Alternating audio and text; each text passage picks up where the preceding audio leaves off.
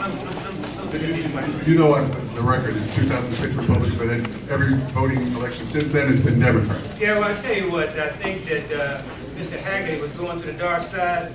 We were trying to get him to come back to our side, and I thought one gesture of support for him would do that.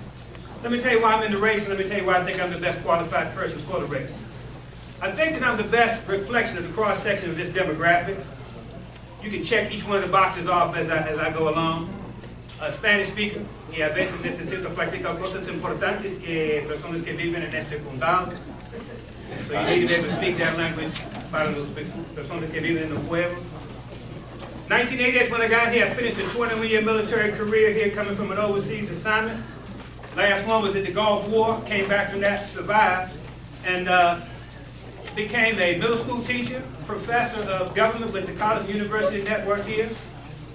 Under Danny Mena, drove voters to the polls when Bill Clinton first went into office.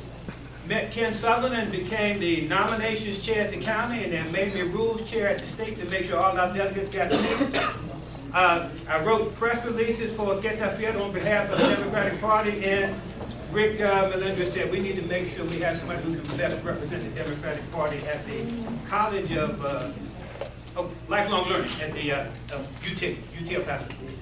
Was that red light mean that's my minute? Okay, good. First question. 3 issues are of great importance to El Pasoans: access to health care, immigration, including DACA, and education. Please rank order your positions for these policies and why you have those positions. I don't care what the question is, education is always going to be the answer. All right. The better educated you are, the more qualified you are to speak to the other issues. Texas is sinfully low on the scoreboard for how we take care of health care issues. And I believe if we educate the population on the kinds of things that government can do on their behalf, then we'll begin to see those things change. Specifically, I want to say something to the retired teachers, because their health care payments are under threat, and we need to make sure that we protect those people who educate the future of this community and educate the future of this country. They deserve to have those health care benefits protected, and that's going to be one of the things I will be talking about, President. Oh, you're fine. Go ahead.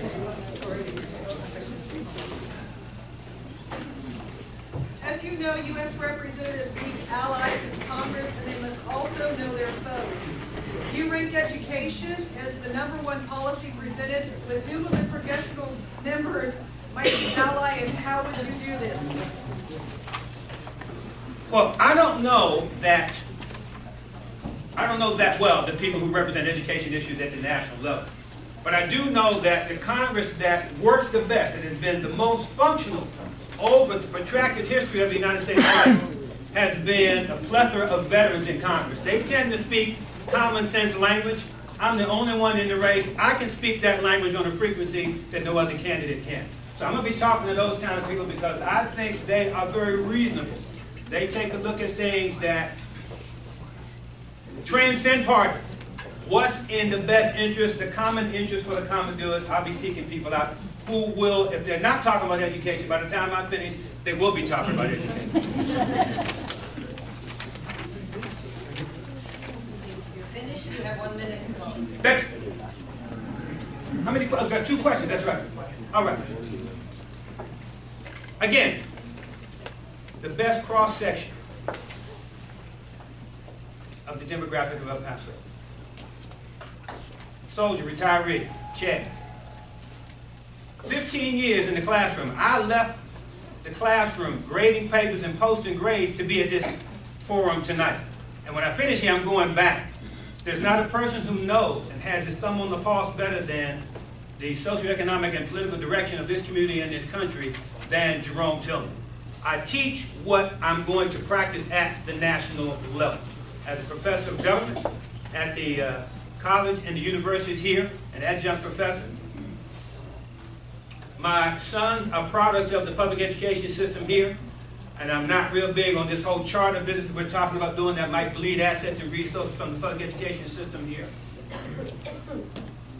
The president just came up with something that I put on my campaign platform back from 2012 and it's still alive today.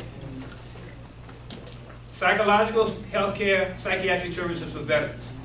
22 per day commit suicide. We need to stop that. We owe them better, and I represent those interests. Thank you very much for your time, and I appreciate you very much.